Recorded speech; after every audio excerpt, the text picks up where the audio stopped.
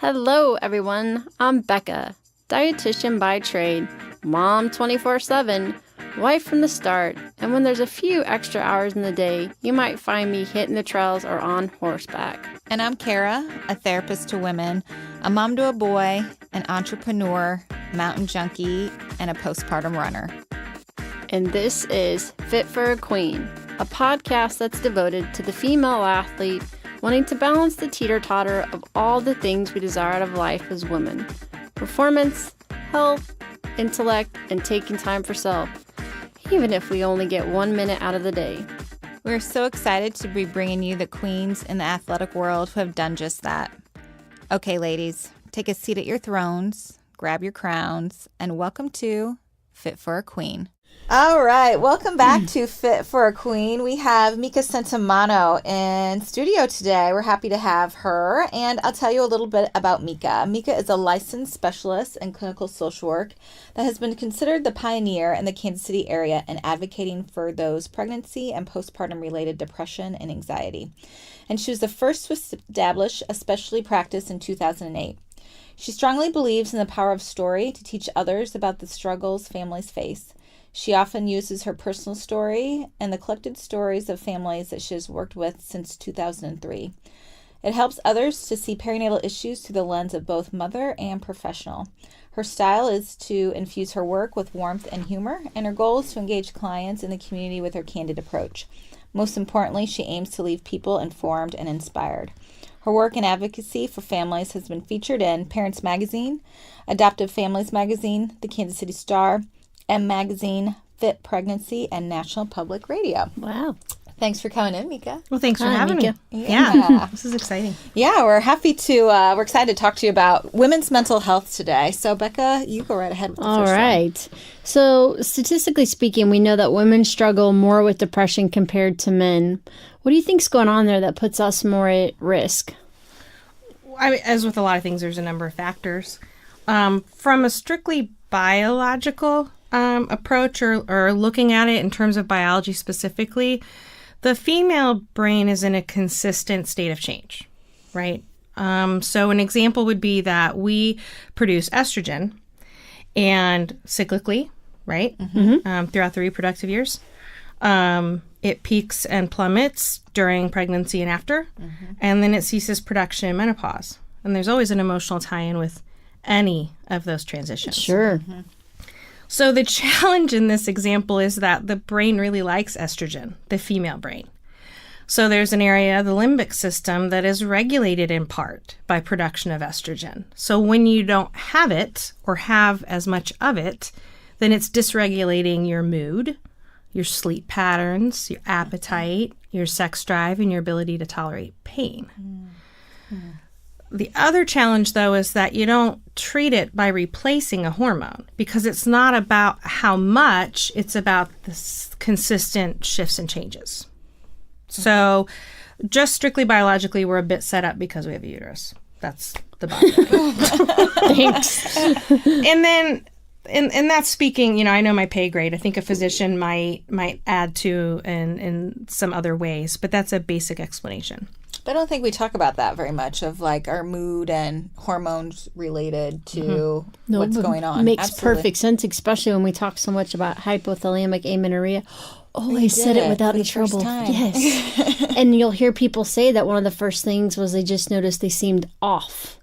Right. Which makes when they perfect stop getting their sense. period. Right. Yeah. Or how much we make jokes, right, about menopause, the change. Or, oh, she's pregnant. Or, oh, my goodness, I cry at Hallmark commercials now. Or, oh, my teenager, she must be getting ready to start. Is that not She's normal? acting crazy.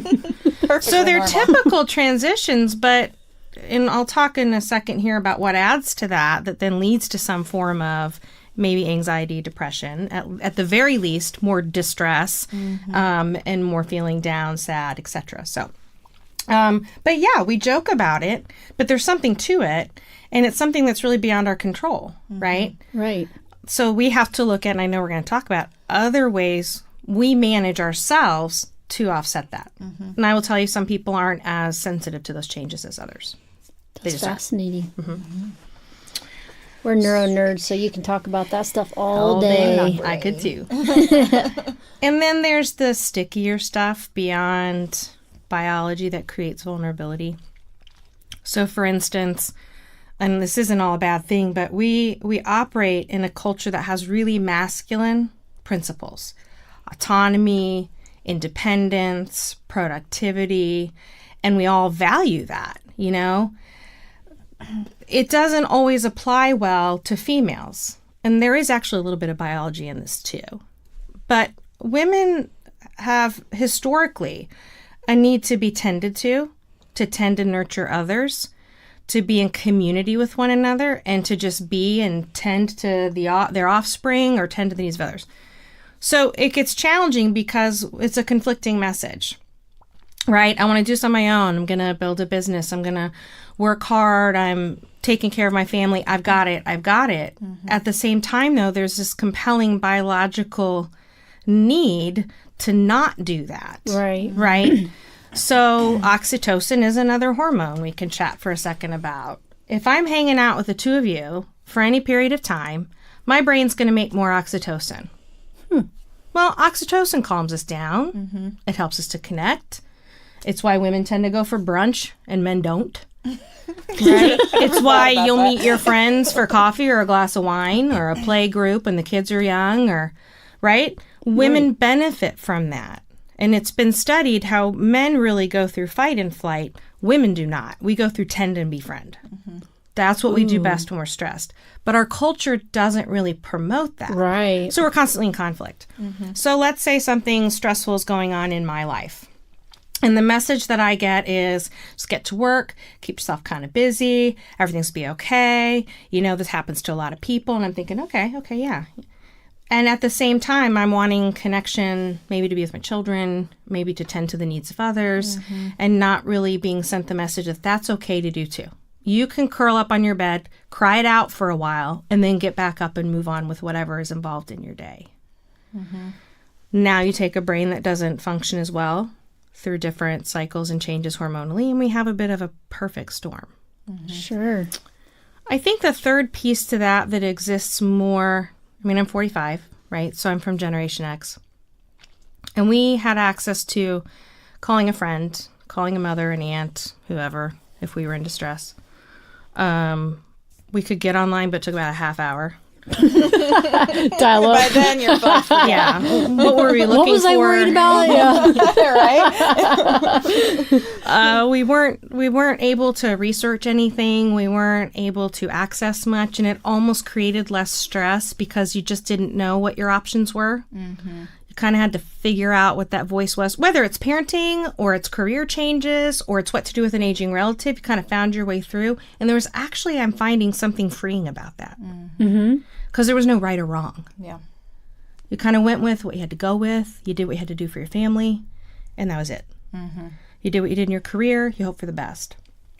Now, there are 50,000 options laid out on media, social media, and I know we beat it to death. I do think it's great that we have access. It's just that it drowns out our voice to make decisions that work in our best interest rather than somebody else's agenda. So you put all that together, and women are higher risk. Mm-hmm. There's a joke. Men tend to sleep when they're tired and eat when they're hungry. Pretty basic. Right? Yeah. And we think of everything else we have to get done. And then we'll lay down maybe. Uh-huh. Yeah.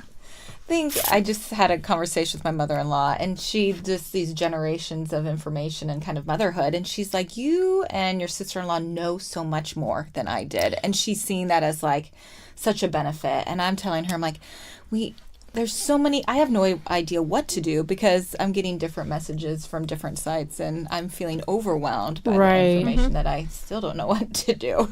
Exactly. Like, I had complications during my pregnancy, and I would be calling my mom like, oh my God, Mom, the doctor said this. And she's like, well, here's the thing. And I would be asking her, like, did you have that when you had me? And she's like, I probably did. But we didn't have the tests, so we didn't run them. So we didn't know anything was wrong, and you turned out okay. Okay. That access to information. Yeah. But it raises a good point. You know, whether it's having a baby or any other thing that's uncertain, your mother didn't know the potential outcomes. She didn't know that whatever was going on with you during your pregnancy could mean A, B, C, or D. It was just happening. So there was really nothing to, wring her hands over. Because no one was telling her, well, it could be, or it could be. And I think that's true with any bit of uncertainty. The teenage years is what I'm in right now, right? So there's a lot of uncertainty with the teenage years. God bless you. So and it's all out there, right? As to all the different things that can be happening, worry about her development in her brain at this phase and what that has for the long term in her life and all these statistics. And I remember, and I'm not that old, but I remember I left my parents a note at 7:00 on a Friday where I was going, and I saw them when I got home. Yeah. There was no option to be quite so concerned. And so all of these, and women are more focused on, for instance, their offspring, their children, than men are. Men love their children, but women are tuned into them in a different way. So now you've just piled us up again with, speaking to your question on why are we more risk, have more risk. Well, no wonder. So you're saying we're screwed. Basically, if you got a uterus, the emphasis of who's more sensitive, a brain more sensitive, right? Yeah, that is fascinating. It makes a lot of sense. Yeah. Job security. Yeah, right. I heard this from you. First of all, the difference between anxiety and the diagnosis and us living anxiously. Can you tell us a little bit more about what you mean by this and how our culture is increasing kind of this for women in general? That's a good question. I like that, the difference. Yes, so I'm going to address the difference, but first I want to address just the word anxiety. Okay. I hear this a lot now outside of my office. I hear it with my kiddo and her generation. I hear it with their schools. I hear it about my parents. I hear it from, the generation below me. Anxiety. I'm having so much anxiety. There is something called angst and worry and stress and fear and uncertainty. So to me, anxiety isn't always anxiety in a clinical sense. It's the emotion that comes with our daily lives that are challenging, that can get in our way, but it doesn't always mean someone needs to be diagnosed with it. So when I think about whether it's clinical anxiety, but more importantly to me, the angst that everyone lives with at certain points in time, you got your group of women, since that's specifically what we're talking about, that being anxious means they tend to sit with their thoughts. They go over and over them in their mind. Worry that they feel their heart pounding faster and faster than usual. And what does it mean? They might get a headache that puts them in bed for the rest of the night. Sometimes it means talking and venting to others and seeking support, assurance, getting help from a friend. So truly, those women feel their anxiety, right? They feel it in a very physical way. Then there are the ones that live in I would say, more of an unconscious way. Their angst, their worry, their stress, their fear. To manage those same emotions. So they are the ones, that go from 5 a.m. until bedtime.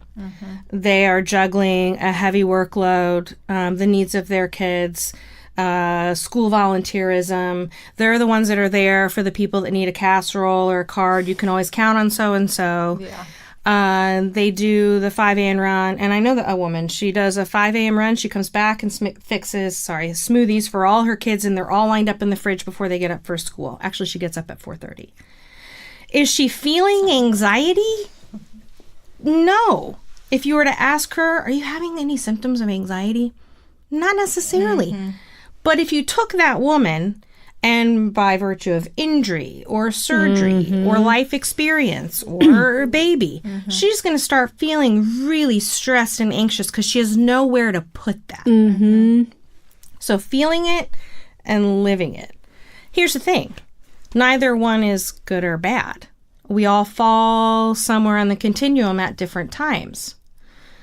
The challenge is women are hardest on each other. So we can look at the woman who's crying and has a headache and maybe she's called into work or, man, she's calling her friends all the time. Why can't she just figure this out? But the beauty of that woman is she's tuned in to the fact that she's not feeling well. And she's seeking the assistance of others and resources in order to feel better or get clear, right? So not all bad. The woman that's living anxious, She's not necessarily trying to come across to the world as though we think perfect and have it all together. We make that judgment.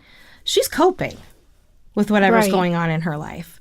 So at the end of the day, what she's doing isn't all bad either. So the bigger message in my mind to women in general with this concept is whether you're living it or you're feeling it or you're somewhere in the middle, understand that whatever you're observing in somebody else doesn't really need to be judged. It's just a reflection of that mom that's getting everything done and you feel overloaded. Well, she's got her own stuff going on, right? Maybe her marriage is falling apart. Maybe one of her parents just died. And so she's moving to cope with that. So, what about this kind of example of that woman coming into your office possibly and saying, like, I need to get all of this done. I have to get this all done. And no one else will do it. Done. Yeah, if I don't do it, it won't get done. So what do you say to I those mean, women? you know, Kara. Those would be. Kara, you know my approach a little bit sometimes is leaning into the issue rather than fighting it with them. So it's, and I will say to them, and it's authentic, okay, like this is your way to manage and cope. But first it's helping them to acknowledge this is a bit of a coping strategy at times. This isn't all just everything needs to get done. If I slowed you down, you had to sit on your hands, tie them behind your back, how would you be? I'd be losing my mind. Exactly. So see it as coping strategy, but sometimes things will fall off the plate. You may not feel as well, but it doesn't mean they should all get done. Right. And I talk about, this gets women in particular because we all think about our kiddos, is you realize our kids don't really need us to be quite so physically present. They just need us to be emotionally able to show up. So you could work 70 hours a week. That's fine. If there's a problem, they know they can call mom. That's what they're looking for. So when you're spinning your wheels to cope by consistently being busy, it's hard for you to be in whatever moment you're in. And sometimes going through your list, you may want to think about what moments do you need to be in. Do you have to get in that run that morning if you were up till 1 a.m. with one of your kids in a crisis? Or do you need rest to regroup for the day? That kind of thing. Yeah. So I don't tell them to stop doing it. It's just reevaluate your flexibility with it. And that sometimes feeling anxiety means we need to pay attention. Really. What about like the asking and for the help stuff? Yeah. Or taking on all the burden? Do you mean the woman that lives kind of anxious? Yeah. She's going to have a hard time dropping that rope. And I don't battle that too much. But I do challenge her. We talk together about other things can either not get done. And what does that feel like to you? If I say you forgot, I don't know what, and you didn't make it on time, she'll talk through what that would feel like. And then I challenge it. Okay, well, did the sky fall? Did anybody die? I mean, what's our expectation here? Yeah. Another way I challenge them too is, who are other people that might be able to do these things for this sick person that you want to assist? Well, so-and-so, but sometimes they show up and sometimes they don't. Spouse or partner. They just don't do it the same way and they don't know what to tell the doctor about the kid. Okay. Yeah. What's the worst thing that can happen? And when they realize that them stepping back and paying attention to themselves allows others to step forward and teach flexibility to children in particular, that not everybody does everything the same way, that sometimes you get overlooked, that sometimes things get missed. It is good for your children. That is something that we can get to that sometimes allows her to let it go a little. The reality is none of us changes all that much, right?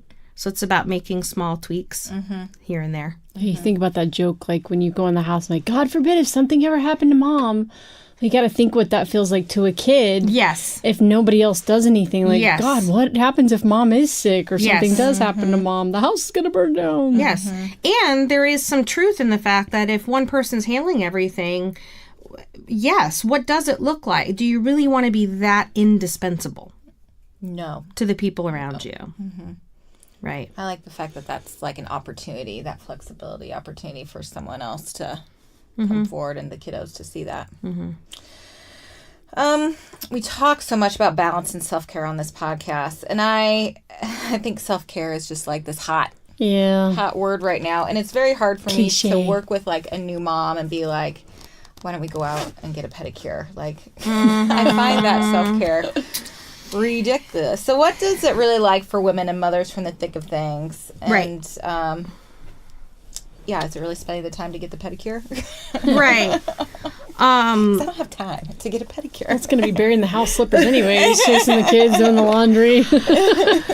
So self-care is not a new word, right? We were using that when I started my career 25 years ago in our discipline as social workers because, Kara, as you know, we're sitting with a lot of pain and suffering and we're absorbing it and hearing their traumatic experiences and their tragedies and what do we do with that when we go home, right? How do we absorb that in our body?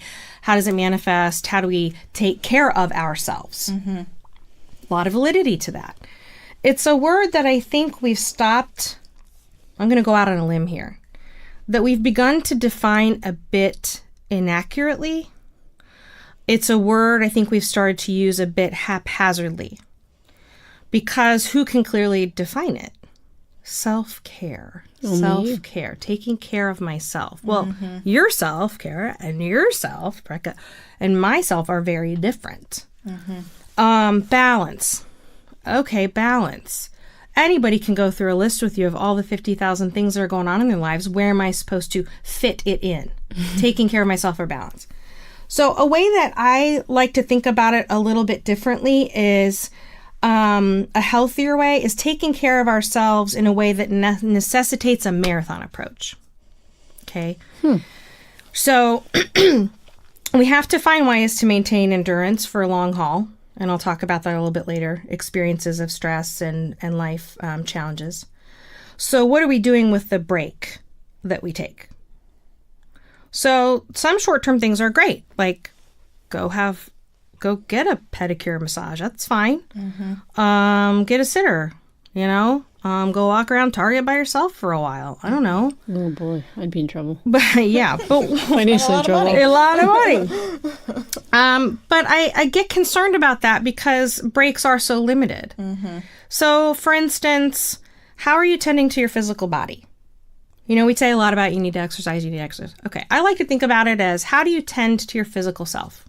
Like, do you take so much time to think about what you might want to be eating and feeding your family? Do you think, and I don't mean getting everything right, but just thinking about the physical body.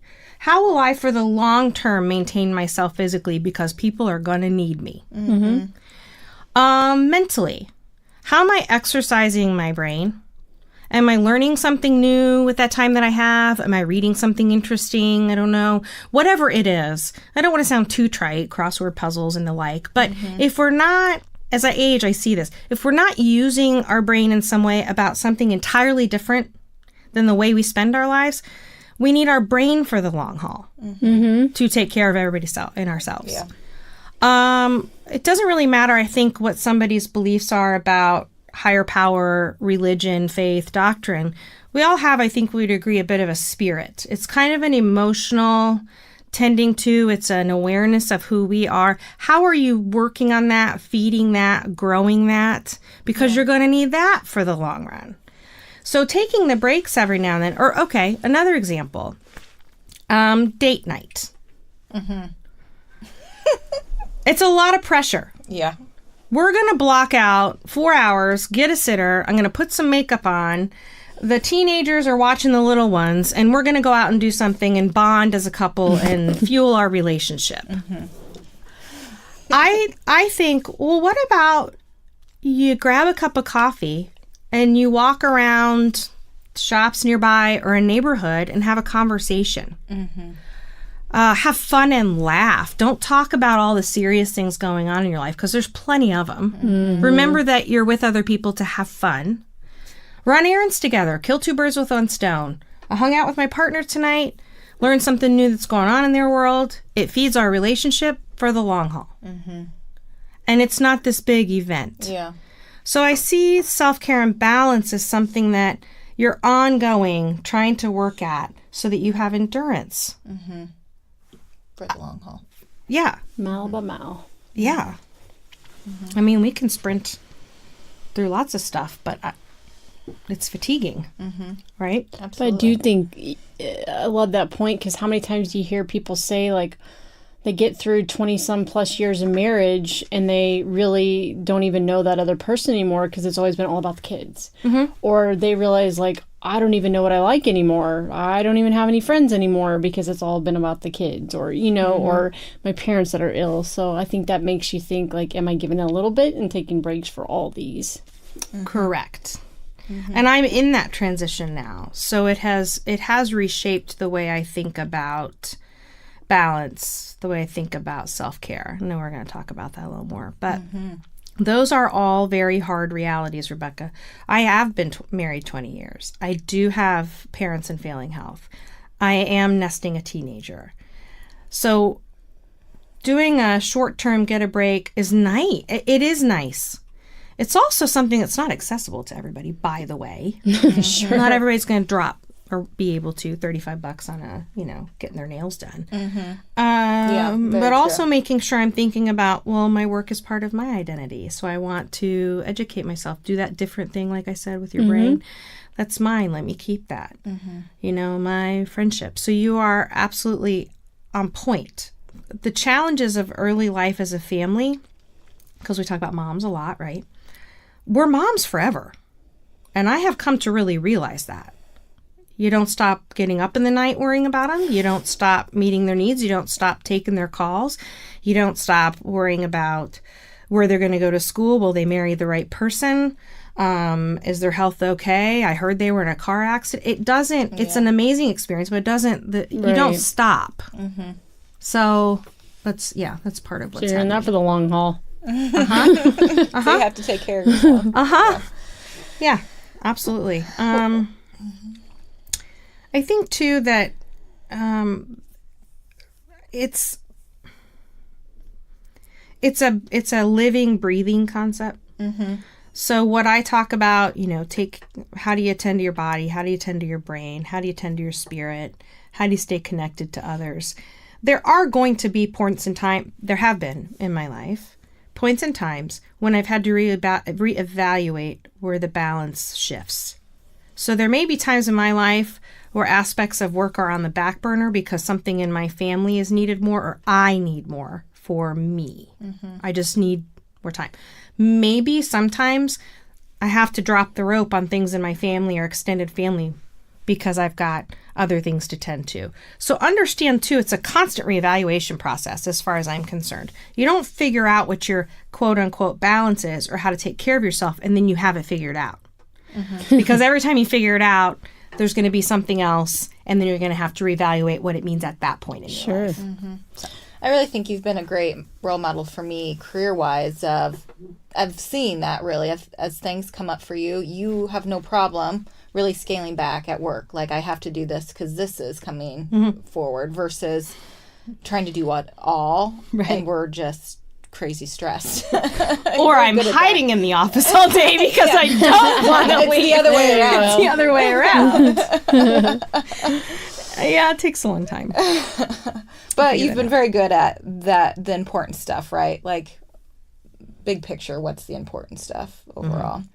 So we do put you on the spot in here of how you live out the FIT philosophy of balancing performance, health, intellect, and time for self, and finding your own balance in air quotes.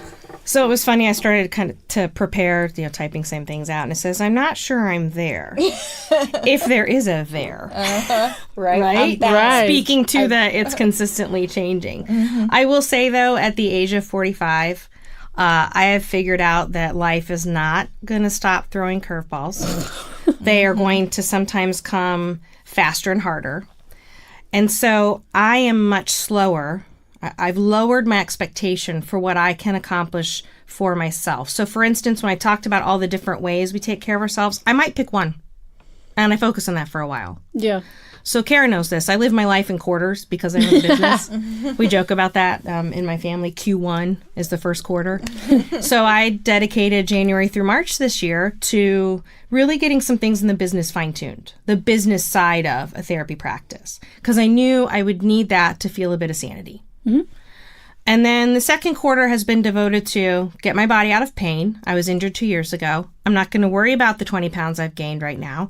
I'm not going to worry about what size I'm wearing. I'm going to make sure I'm pain-free and move when I feel stressed. That's it. I would have tackled this at the age of 40 with, okay, I've been injured. I'm ready now. I'm getting back to it. I used to put on the schedule what days I'm going to work out. I know that's not going to work for me. Mm-hmm. So I've slowed it down. I've paced myself and I pick one thing at a time. And then the third quarter of my life this year, I've got a list of things. So I have figured out, for me anyway, I try to pick and choose, but I don't do it well. And I didn't grow up in a family where it was modeled all that well how you take care of your physical self, for instance. And that's also partly a generation thing, right? They didn't know as much. Right. So that is one of the harder ones for me. And so knowing I had a number of challenges this year, I said, fine, I'll just break it down. I'll find my balance one piece at a time. But I would say up until this point, I've toyed with and had a lot of sprinting and a lot of things collapse as a result of it. But it kind of brings everything full circle. Like you always talk about we have to have our tribe. And you said that women are their own worst critics towards each other. And God, what would it look like if we helped? I can still remember when taking my daughter to kindergarten and I did parent drop-off wrong. Who told you that? Oh, boy. Well, there's 10 bullet points on how to do parent drop-off right. And, wait for it, Kara. and then you're just like, I'm doing good just to get out the door and not be crying to get her to kindergarten. And I get reamed because I did a couple of the drop-offs wrong. But that's, God, what would that look like if somebody had patted you on the back and said, you know what? I know how tough it is. It's okay. She's in school without being hurt. Nobody else got hurt. Done. Yeah. It was a personal trainer that was on this mission with me. What are your goals? Right. This was a couple years ago. Well, of course. Why do you exercise? Oh, to lose weight. Yeah, that's why you exercise. Okay. So I'm writing all this stuff out, and they just got after it, right? And what happened? I wound up injured. And when I've done exercise in the past, it's something that's takes care of my physical body with some wrong goals. So it flops because as soon as you hit the goal, okay, well, I'm kind of done. Nope. Yeah. Right. And I think some of that is people that are informed know that, but I really think I'd like to speak to my generation in this for a second, is we still have calorie counting. There's plenty of apps for that, right? I came from learning that it's good to be thin, not healthy. And so my generation, and I would say even the one above me, have a greater struggle with what size am I in? And so when we talk about balance and physical body, it's counterproductive because we come up with this goal we're supposed to accomplish and it's stressful and it's time consuming. Right. And I've got to stay on track or keep with my, workout schedule. And I said I would do this and I got to. And so it's not total pathology, but now you have been counterproductive with the concept of taking care of yourself. Right? Yeah.